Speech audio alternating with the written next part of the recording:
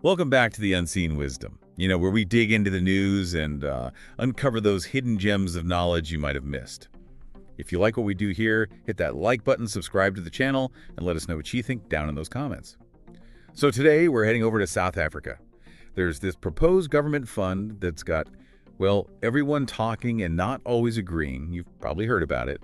A massive 100 billion rand fund. And it's designed to support Black-owned businesses. Sounds great on the surface, right? Well, sure. Who wouldn't support that? Yeah, but like they say, the devil's in the details. When you really start to look closely at this transformation fund, a lot of questions pop up. And they're complicated questions, even troubling questions, I'd say. Yeah, I mean, the sheer scale of this thing, it's unprecedented. Yeah. And the impact it could have on South Africa's economy? Huge. So what's the real story? I mean, is this a genuine attempt to level the playing field? Or is this a recipe for disaster? Well, that's what we're going to try to figure out today. We've been going through a bunch of recent news reports, and we're ready to break it all down. We'll look at the potential benefits, absolutely, but also we're going to examine those very real concerns that people are raising. By the end of this deep dive, you'll have all the information you need to form your own opinion. Game changer or potential time bomb. You decide. But first, let's start with the basics. What exactly is this transformation fund? So it's being presented as, like I said, a way to help Black-owned businesses in South Africa grow and thrive.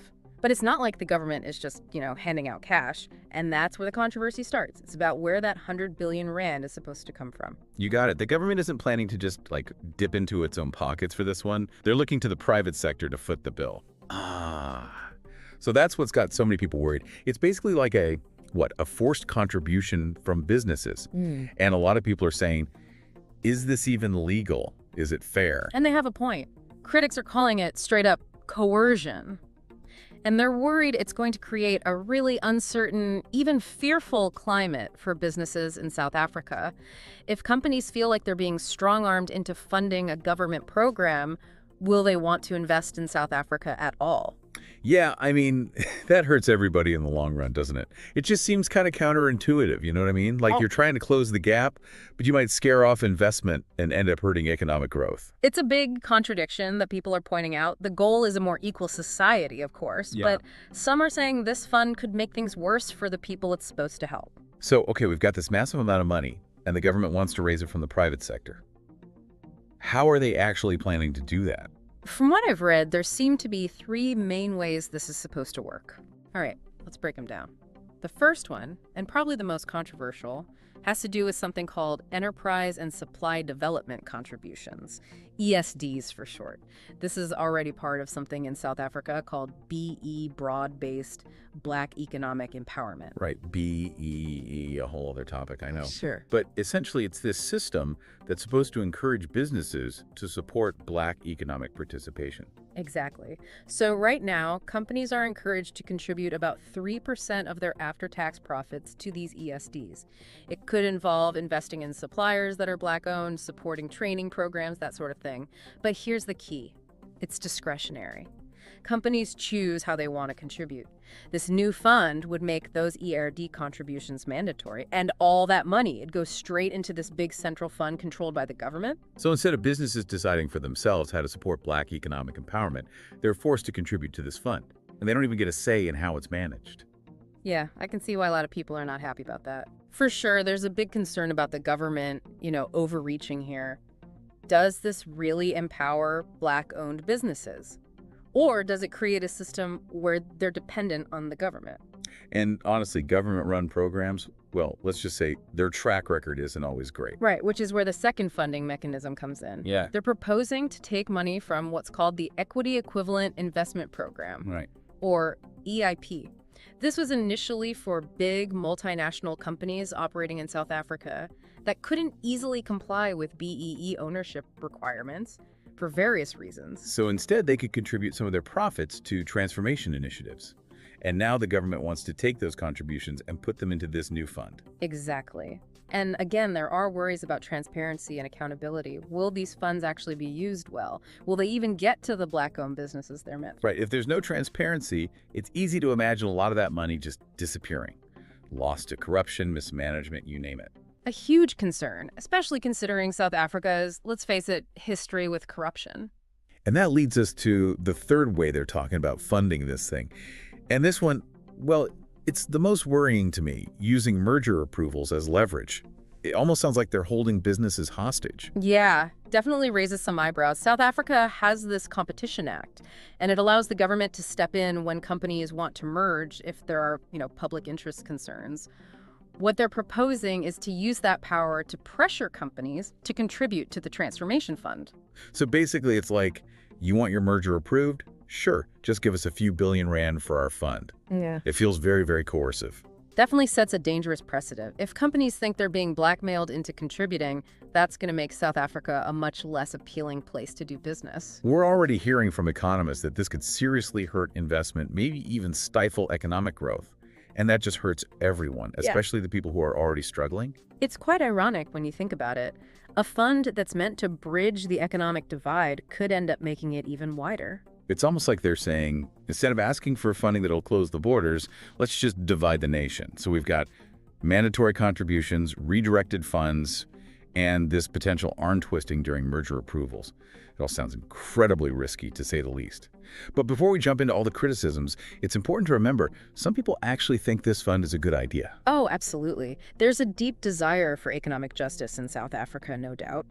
Many people see this fund as a crucial step toward fixing the inequality created by apartheid. We can't forget about the legacy of apartheid. The need for change is real, but is this the way to do it? That's what we're going to keep exploring. Thinking about this transformation fund, it's hard not to think about BEE, broad-based Black economic empowerment. It's been around for a while now, right? Yeah. Trying to level the playing field, but has it really worked? Well, that's the big question, isn't it? BEE, it's been both praised and criticized. No doubt, it's created opportunities for some Black South Africans, but it hasn't exactly been transformative, not in the way many hoped. Yeah, I'm seeing a lot of criticism in the news. People arguing that it's basically created a system of, patronage, where only a select few benefit, not the entire Black community. It's a valid concern, for sure. Right. Has BEE become more about ticking boxes and compliance than actual economic empowerment? And here's another layer to think about. Could this new fund actually hurt existing Black-owned businesses? Oh, that's interesting. I can see moving away from those direct ESD partnerships where businesses choose who to support to this, centralized fund could disrupt a lot of relationships that are already working. Exactly. Imagine a Black-owned supplier who's built a successful business through partnerships with larger companies. Suddenly, those companies are forced to contribute to this central fund instead, and that direct support they were getting, it just dries up. It's like they're finally getting a foothold, and then the rug's pulled out from under them. Instead of sustainable growth, you're creating a system where businesses become reliant on the government, not on their own hard work and innovation. And that brings us back to transparency and accountability. Even if this fund is run perfectly, with the best intentions, will the money actually reach the people who need it? Or will it get stuck in bureaucracy, lost to inefficiency? Or worse, corruption? Yeah, it feels like a real risk. This fund could actually create winners and losers within the very community it's trying to help. A very real risk, and it raises a fundamental question. Is this approach, focusing on race, is that really the best way to tackle economic inequality in South Africa? Some argue that, focusing on broader economic growth rather than race-specific policies would be better for everyone in the long run. So instead of a fund just for Black-owned businesses, the focus should be on things that benefit everyone, regardless of race. Right, like cutting red tape, investing in education, infrastructure, creating an environment where it's easier to do business. Those things would lift everyone up. Seems more sustainable and, honestly, fairer. But let's get back to this specific fund for a second. There's the potential for legal challenges, right? I read that the Institute for Race Relations, the IRR, they're calling it unconstitutional. They are. Their argument is forcing businesses to contribute to a fund that's racially exclusive. Well, it's basically expropriation of private property without compensation, and that would violate the South African Constitution. That's a serious accusation. Yeah. Makes you wonder if this whole thing is just a political move, something that sounds good but can't hold up legally. We'll have to see how it plays out in the courts if the government decides to move forward. Yeah, and beyond the legal questions, there are the political and social implications. This fund has started a huge debate in South Africa, really tapping into some deep anxieties and resentments. Absolutely. Some people see it as a long overdue step toward righting the wrongs of the past.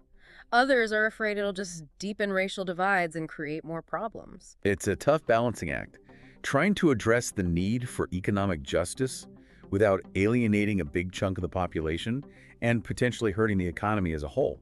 No easy answers here, but what's important is that this conversation happens openly and honestly. South Africans need to talk to each other, listen to different perspectives, and try to find solutions that work for everyone. I think that's key, right? It's so easy to get caught up in the rhetoric and the emotion.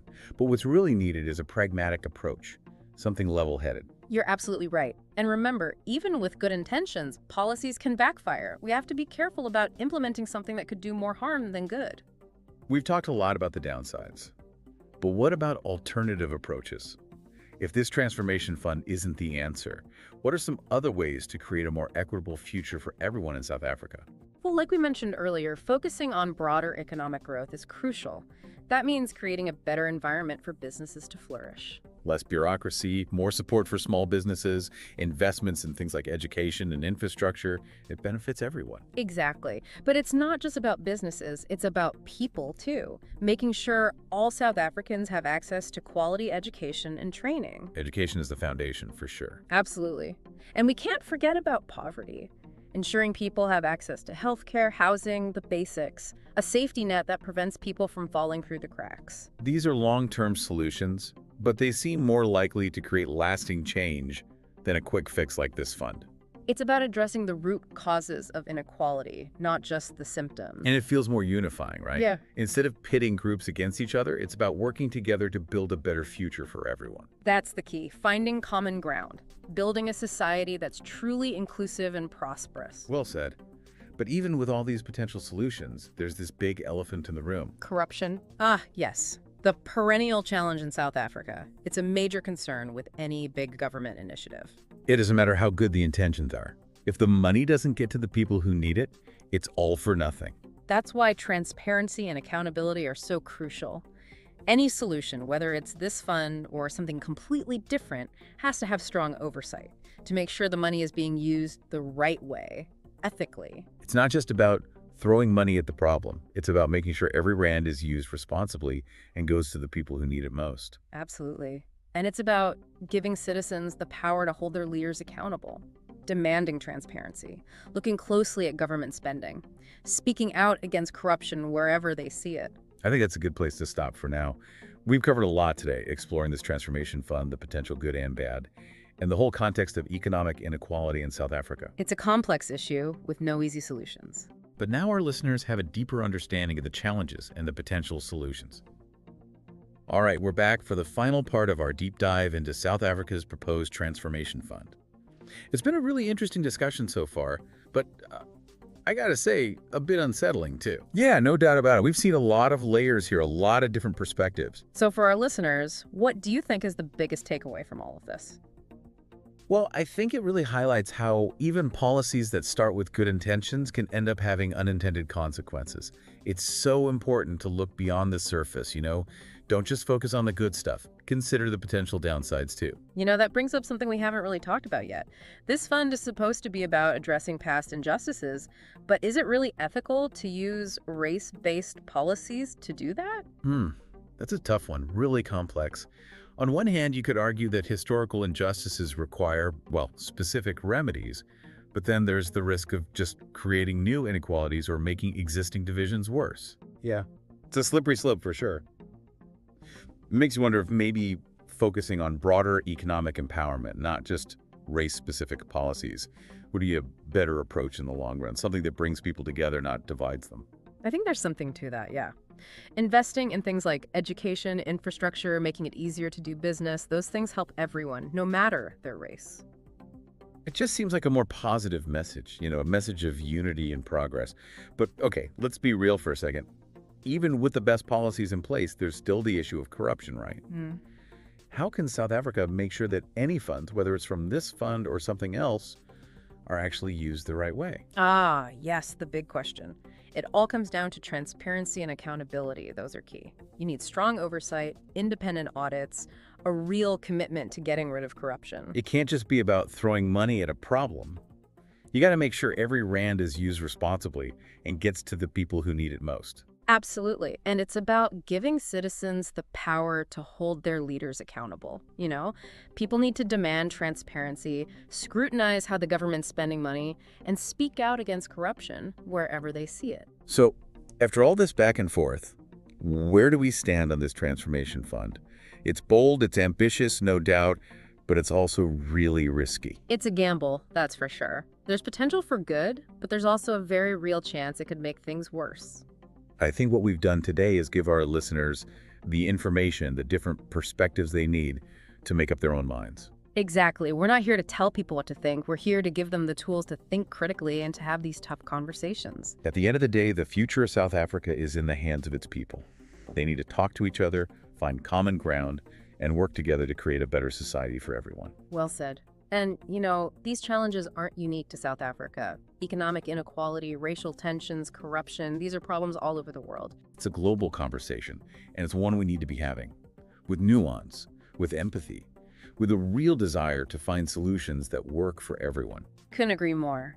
The journey toward a more just and equal world, well, it's not going to be easy. It's a long road, but it's a journey we need to take together. And that's what the Unseen Wisdom is all about. We're here to spark those conversations, to challenge assumptions, to give you the knowledge you need to understand this complicated world we live in. So keep questioning, keep learning, and keep seeking that unseen wisdom. Thanks for joining us today for this deep dive. Don't forget to hit that like button, subscribe, and let us know what you think in the comments. Until next time, stay curious.